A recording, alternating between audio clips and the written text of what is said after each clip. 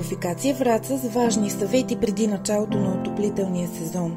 Във връзка с предстоящия отоплителен сезон и подготовката за него, искаме да ви насочим вниманието към някои важни въпроси, касаещи експлоатацията на вътрешните отоплителни инсталации и инсталациите за битово-гореща вода, които са обща етажна собственост и следва да се поддържат и ремонтират от и за сметка на собствениците.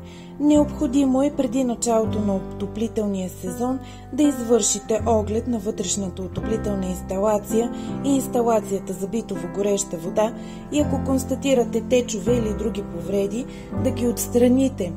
Уведомете своевременно ремонтния персонал на дружеството във вашия район за проблема и действията, които смятате да предприемете с цел избягване на нежелателни последствия. Засмукването на въздух по време на работа се предотвратява чрез създаване на свръхналягане във всички елементи на системата. Няколко дни след първоначалното запълване на правилно конструирана инсталация, въздуха се отделя безпрепятствено. Всяко отоплително тяло се обезвъздушава само за себе си. Отворете на максимална степен вентилите на радиаторите си предварително, за да не се налага допълнително обезвъздушаване на отоплителните тела след пускане на отоплението и получаване на въздушна възглавница. При повечето изградени инсталации за битово-гореща вода не е предвидено обезвъздушаване. Ние ви препоръчваме монтиране на обезвъздушител, ръчен или автоматичен, в най-високата точка на инсталацията.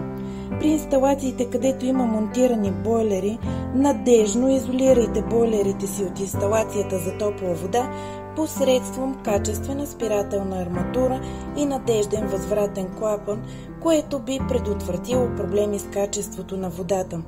Всеки следва да провери електронните си уреди за дялово разпределение. В случай, че дисплеят им е изгаснал, клиентите трябва незабавно да потърсят съдействие от обслужващата ги фирма за топлинен счетоводител. Съветваме нашите клиенти да ограничат максимално достъпа до абонатната станция в сградата. Така ще предотвратите до голяма степен възможността за нерегламентирано ползване на топлинна енергия и опазване съоръженията, от които зависи качественото топлоснабдяване на всички имоти и отчитане на консумираната топлинна енергия.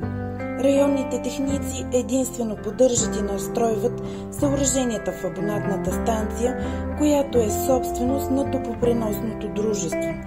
Сгради етажна собственост, които вътрешната отоплителна инсталация не е запълнена поради продължаващи ремонти в някоя от жилищата, отопление няма да бъде включено.